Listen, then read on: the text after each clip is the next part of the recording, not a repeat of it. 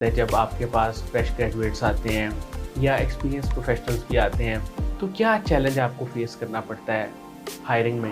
कुछ बहुत ज़्यादा एक्सपीरियंस लोग भी ऐसे आते हैं जिनको डायरेक्शन क्लियर नहीं होती अपनी कि वो क्या करना चाह रहे हैं। तो डेजिग्नेशन का ताल्लुक होता है कि how much money a certain individual is getting. तो लिंक्डइन प्रोफाइल में कौन सी ऐसी मिस्टेक्स हैं जो लोग करते हैं जो आपके ख्याल में उनको नहीं करनी चाहिए? लोगों को इवन बेसिक नॉलेज भी नहीं है कि how we can search a job for a self. तो इम्पॉर्टेंट गैप मैं देख रही हूँ वो है कम्युनिकेशन। अस्सलाम वालेकुम नाज़रीन, शेयरिंग ऑफ प्रोफेशनल विजडम के साथ मैं हूं आपका मेज़बान अली रहमान खालिद। नाज़रीन, आप जानते हैं कि हम हमेशा ऐसे लोगों को आपके सामने लेके आते हैं जिनकी बातों से और जिनके लाइफ एक्सपीरियंसेस से आपको कुछ सीखने को मिले और आपकी लाइफ में कोई वैल्यू एडिशन हो सके। आज जो मेहमान हमारे साथ मौजूद हैं वो पिछले 18 सालों से ह्यूमन रिसोर्स की फील्ड में काम कर रही हैं और ना सिर्फ ह्यूमन रिसोर्स की फील्ड में बल्कि ऑपरेशंस में डिफरेंट जितने भी एक ऑर्गेनाइजेशन में काम होते हैं तकरीबन ये हर काम को अब तक देख चुकी हैं और बहुत डिटेल में जानती हैं कि कौन सा काम कैसे किया जाता है। सना एहसान साहिबा एचआर मैनेजर हैं। इसके साथ साथ ये फाउंडर हैं क्रोलॉजिक्स की। वो भी हम इनसे जानने की कोशिश करेंगे कि क्रोलॉजिक्स आजकल क्या कर रहा है और आने वाले वक्तों में इसका क्या गोल है। बुनियादी तौर पे हमारी गुफ्तगू का महवर और मरकज़ ये है कि हम एचआर की फ़ील्ड के बारे में जानें, इसमें जो चैलेंजेस आ रहे हैं उनको जानें और जो एक बात बहुत कॉमन है कि पाकिस्तान में इस वक्त जॉब्स नहीं है, इसमें कितनी हकीकत है, ये हम इनसे जानने की कोशिश करेंगे। अस्सलाम वालेकुम सना एहसान साहिबा, कैसी हैं आप? जी वालेकुम अस्सलाम। मैं बिल्कुल ठीक, आप बताइए कैसे मैम हैं? अल्लाह का शुक्र, पहले तो बहुत-बहुत शुक्रिया आपने अपने कीमती वक़्त में से हमारे लिए टाइम निकाला। थैंक यू, माय मैम मैं प्लेजर। आगाज़ यहाँ से करूँगा कि आप सबसे पहले तो मुझे ये बताएँ कि ह्यूमन रिसोर्स की फ़ील्ड में आप कब, क्यों और कैसे आईं? और कब आपको लगा कि ये लोगों के साथ डील करना यानी कि पीपल मैनेजमेंट ये आपकी एक टॉप स्किल है, ये आपको कब आइडेंटिफ़िकेशन कब हुई? So thank you so much for giving me this opportunity. आपने मुझे यहाँ बुलाया, thank you. So starting my journey back in my university time, जब मैं पढ़ रही थी अपने एक इदारे से, अपनी यूनिवर्सिटी से मैं एमबीए कर रही थी। उस टाइम पे I opted in course finance का, बिकॉज सही। इनिशियली मेरा था कि मैं मेजर्स इन फाइनेंस करूँगी। बट मैंने दो कोर्सेज उठाए। One is based on the direction जो मेरा था कि मैंने फाइनेंस में एमबीए करना है, और जो सेकंड था वो मैंने कोर्स लिया ह्यूमन रिसोर्सेज का। सही। उसको चूज़ करने के पीछे रीज़न, या मेरी आप ये कह लें कि लॉजिक ये थी कि I am an extrovert person. मुझे लोगों से बात करना, लोगों को ऑब्जर्व करना, लोगों के अराउंड रहना अच्छा लगता है। तो वो एक मैंने अपनी नेचर से अलाइंड उठाया और एक मैंने अपने करियर की जो मेरी एक एस्पिरेशन थी उससे रिलेटेड उठाया। सही। And then I have decided कि मैं किस में कितना एफर्ट डालूंगी, एंड उनके ग्रेड से it will help me to identify कि मैं अपने करियर में क्या करना चाहती हूँ। सही। सो जब मैंने बहुत ज़्यादा मेहनत की अपने फाइनेंस के कोर्स में, बट उसमें I got a grade of A-। And whereas मैंने अपना जो दूसरा ह्यूमन रिसोर्स वाली साइड थी उसके पे मैंने कोई ख़ास एफर्ट नहीं की। सही। कैजुअली जितना हम लोग ख़वातीन पढ़ लेती हैं नेचुरली पेपर से पहले, बस उतना पढ़ा और उसमें आई गॉट A+। सो मुझे अपनी डायरेक्शन क्लियर हो गई कि मेरा दिमाग क्या चाहता है और मैं एक्चुअली में क्या कर सकती हूँ। Then I opted the human resource side और मैंने अपना एमबीए कंप्लीट किया अपने इसमें ह्यूमन रिसोर्सेज में मेजर्स करते हुए। I started my job and career back in 2006 अप्रैल। तब से मैं कंटिन्यूस काम कर रही हूँ। वैसे तो कैजुअली मैं ही जॉब करने आई थी, और as such I just wanted to learn कि जो मैं यूनिवर्सिटी में पढ़ रही हूँ प्रैक्टिकली वो कितना पॉसिबल है अप्लाई करना। मैम क्रोलॉजिक्स जो आपका इदारा है जिसके आप फाउंडर हैं, इसका क्या विजन था और ये करंटली अभी क्या-क्या काम कर रहा है? ओके, सो बेसिकली क्रोलॉजिक्स को क्रिएट करने का जो विजन था वो स्टार्ट हुआ when me and my few friends and colleagues, हमने आइडेंटिफाई किया that there is a gap in company की डिमांड होती है कि हमें बहुत ही अच्छे ट्रेन रिसोर्सेज मिलें, वेयर एज हमें जब हम इंटरव्यू के लिए बैठते हैं बीइंग रिक्रूटर तो people even don't know how to apply. So हमने ये देखा कि लोगों में प्रोफेशनल ग्रूमिंग की बहुत कमी है, लोगों में एम्प्लॉयबिलिटी स्किल्स की बहुत कमी है।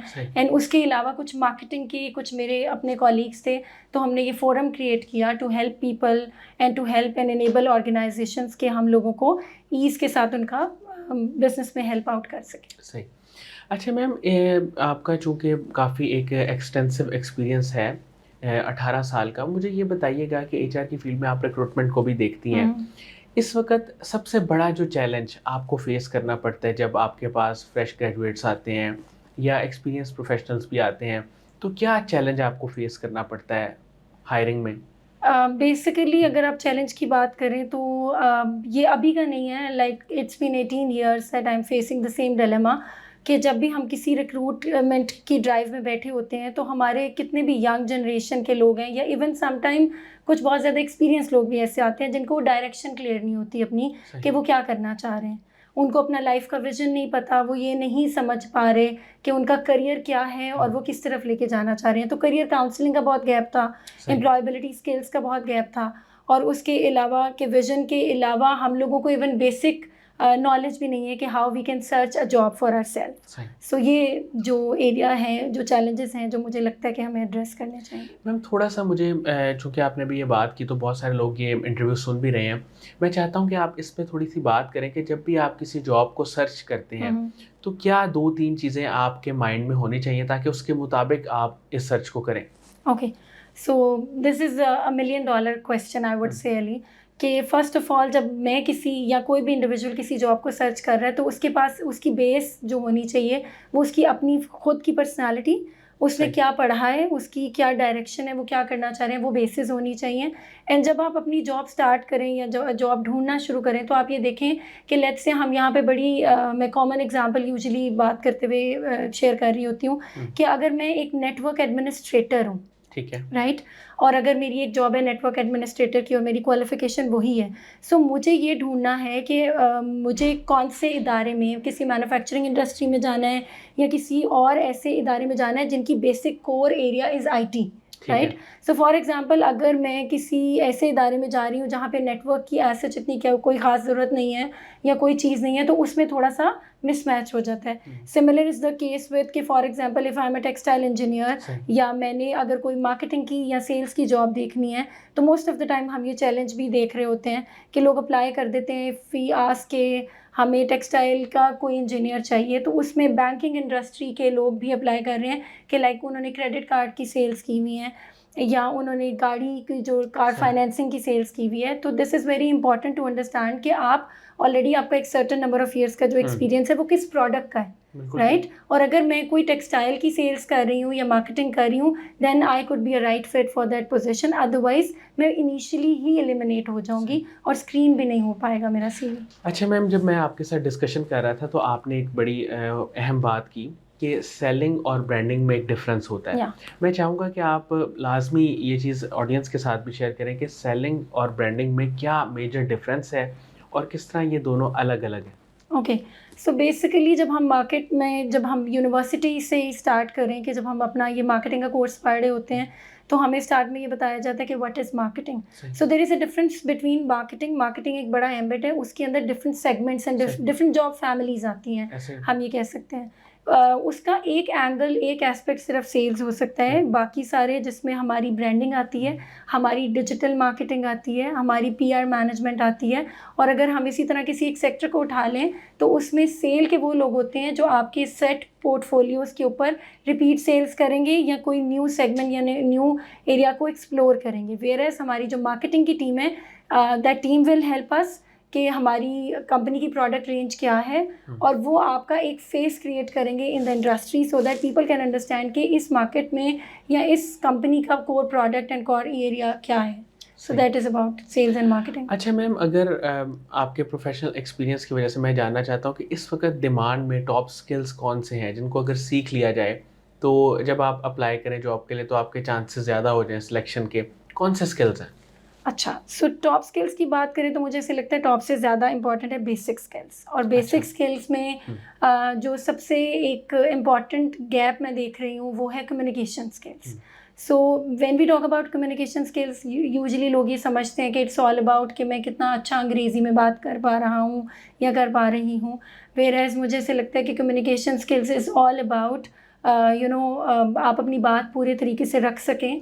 आप अपनी बात को कन्वे जब तक नहीं कर पाएंगे तब तक आप अगले की बात को अंडरस्टैंड ही नहीं कर सकते। और कम्युनिकेशन के लिए सबसे इम्पॉर्टेंट चीज़ ये है कि आपकी लिसनिंग स्किल्स बहुत अच्छी हों। सो ये बहुत, there is a difference between interpersonal skills and communication skills. So communication should be clear and crisp. आप अपनी बात समझा सकें, अगले की बात समझ सकें, ये एक इम्पॉर्टेंट स्किल है। उसके अलावा करियर के स्टार्ट की बात करें, एम्प्लॉयबिलिटी स्किल्स के अंदर इट ऑलवेज डिपेंड कि आपका रिसर्च वर्क क्या है, आप कितने क्लियर हैं अपने विजन के अंदर, आपकी चीज़ें कितनी क्लियर हैं। And other than communication and other these things, self discipline is very important. So मुझे ऐसे लगता है कि ये बेसिक चीज़ें अगर आ जाएँ तो फिर बाकी सारी चीज़ें सेकेंडरी, एंड वो इंसान फेज़ बाय फेज़ अपने करियर में सीख ही लेते हैं। अच्छा मैम, लिंक्डइन प्रोफाइल पे आजकल लोग बहुत ज़्यादा जॉब सर्च करते हैं या अपनी प्रोफाइल क्रिएट करते हैं, तो उनके माइंड में एक कॉन्सेप्ट है कि जैसे ही हम अपनी प्रोफाइल बनाएंगे, लोगों के साथ इन टच आएंगे, तो कोई जॉब अपॉर्चुनिटी हमारे पास आ जाएगी। ये कितनी दुरुस्त परसेप्शन है, पहले तो ये बताइएगा। और फिर लिंक्डइन प्रोफाइल में कौन सी ऐसी मिस्टेक्स हैं जो लोग करते हैं, जो आपके ख्याल में उनको नहीं करनी चाहिए? ओके, सो लिंक्डइन प्रोफाइल बहुत अच्छे तरीके से आपकी हेल्प भी कर सकता है अगर आपने उसको प्रॉपर्ली डेवलप किया हुआ है। मैं अगर आपको अपनी बात करूँ तो मैंने अपने करियर में जितनी भी जॉब्स ली हैं वो सारी ऑलमोस्ट लिंक्डइन के रेफरेंस से ही मुझे मिली। अब उसके अंदर it is very important to mention आपकी की स्ट्रेंथ्स क्या हैं। अगर कोई, आपने सबसे पहले तो अपनी क्वालिफिकेशन ज़रूर मेंशन करी क्लियरली कि आपने क्या पढ़ा हुआ है, कौन सी यूनिवर्सिटी से पढ़ा हुआ है। And then don't shy away in writing your designations and your role. So there is a difference. I would like to take this interview as an opportunity to clarify this concept in people कि what is the difference between designation and role. सही। So designation का ताल्लुक होता है कि how much money a certain individual is getting. For example, if I'm working as manager or senior manager or GM in some company, तो उसका ताल्लुक इस बात से कि मेरी अर्निंग क्या हो सकती है, matching that salary band of that company. फिर एज जो रोल मैं परफॉर्म कर रही हूँ वो ज़्यादा इंपॉर्टेंट होता है। तो it is important to mention both. अगर आपकी कोई रोल में डिफरेंस है तो आप दोनों लिखें, क्लियरली लिखें, सो दैट लोगों को अंदाज़ा हो कि आपका पोर्टफोलियो करियर में मिड करियर लेवल का है, सीनियर करियर लेवल का है, और आपका रोल क्या है that you are performing. And specifically अगर हम HR की बात करें तो most of the time people use to write it, I am working there as HR manager. So HR manager could be anything, manager relate to the component side, और manager कुछ भी हो सकता है। हाउएवर आपको ये क्लैरिफाई करना है कि आप उसमें रोल क्या परफॉर्म कर रहे हैं। Are you working there as HR manager operation side और स्ट्रेटेजिक साइड? तो this is very important to mention कि क्लियरली लिखें कि आपकी स्किल्स क्या है, क्वालिफिकेशन क्या है, रोल एंड डिग्री क्या है, सो दैट पीपल और स्पेशली रिक्रूटर कैन सी कि जो उनको चाहिए वो उसमें है, तो वो ऑटोमेटिकली पिक कर लेते हैं। मैम, इंस्पिरेशन आपकी अगर हम बात करें तो वो कौन है आपकी प्रोफेशनल जर्नी में? सबसे ज़्यादा आप इंस्पायर किससे हुई हैं? सबसे ज़्यादा इंस्पायर ऑनेस्टली जो मुझे ऐसे लगता है कि मेरी पर्सनालिटी से मैच करता है, या maybe I could say that के अब्दुल सत्तार ईदी साहब, क्योंकि I always regardless of the thing जो मैं अभी अपने करियर में कर रही हूँ या जो कुछ करना चाह रही हूँ, उसके पीछे एक जो मेन मोटिव है वो यही है, to help out the society in my own way. क्योंकि उनकी स्ट्रेंथ कुछ और थी, वो किसी और तरीके से हेल्प कर रहे थे। मैं अपनी स्ट्रेंथ के accordingly I would love to give back towards the society. I would love to become a philanthropist some time इंशाल्लाह। सो मैं उसी जर्नी को चेस करने की कोशिश कर रही हूँ कि किसी ना किसी तरीके से मैं सोसाइटी को, अपनी यंग जनरेशन को पे बैक कर सकूँ। सही।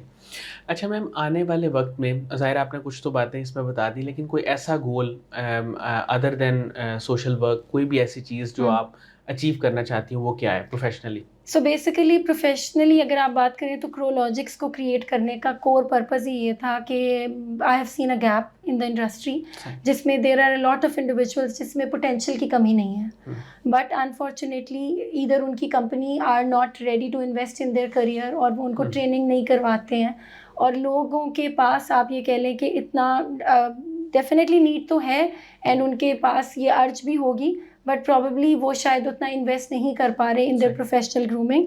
सो I would love to pay back towards the society by helping all the professional and individual in creating a platform जिसमें हम लोगों को लो कॉस्ट, या मे बी अगर कोई बहुत नीडी है, सो दैट विल डिपेंड कि केस टू केस क्या है, we can give free of cost training as well. सही।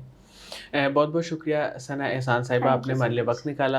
नाज़रीन, मुझे उम्मीद है कि इनकी बातों से, इनकी गुफ्तगू से आपको बहुत कुछ सीखने को मिला होगा। ख़ास तौर पे जो 2 चीज़ें बहुत अहम थी, एक तो जॉब सर्च करते हुए आपको किन बातों का ख्याल रखना चाहिए, और सेलिंग और ब्रांडिंग का जो एक डिफरेंस है उसको हमेशा मद्देनज़र रखते हुए अपने काम को आगे लेके चलना चाहिए।